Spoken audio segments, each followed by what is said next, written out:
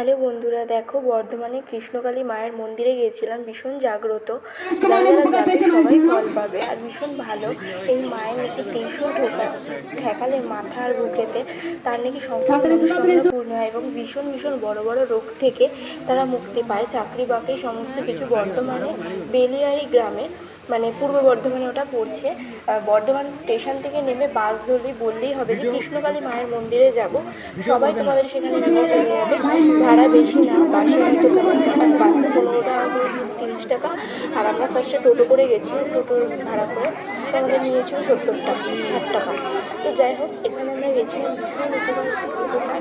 এবং এই মাকে, এই মা ভীষণ জাগ্রত। তোমরা একবার গিয়ে যেয়ে দেখো, খুব ভালো। আর দেখতেই পারছো আমি বর্ধমান স্টেশনে একটা ফটো তুলেছি।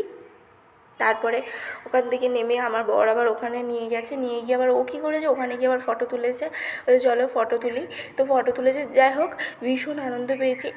একবার তোমরা গিয়ে দেখো, তারপরেই বুঝতে পারবে যে এর ফল কি। তোমরা যেটা যেটা মানে মনস্কামনা, আমার এখনও, আমি বলেছি যদি আমার মনস্কামনা পূর্ণ হয়, আমার যত কষ্টই হোক না কেন, আমি আবার যাব। তো তোমাদেরকেও বলছি এখানে একবার গিয়ে দেখো, ভীষণ উপকার পাবে। ভিডিও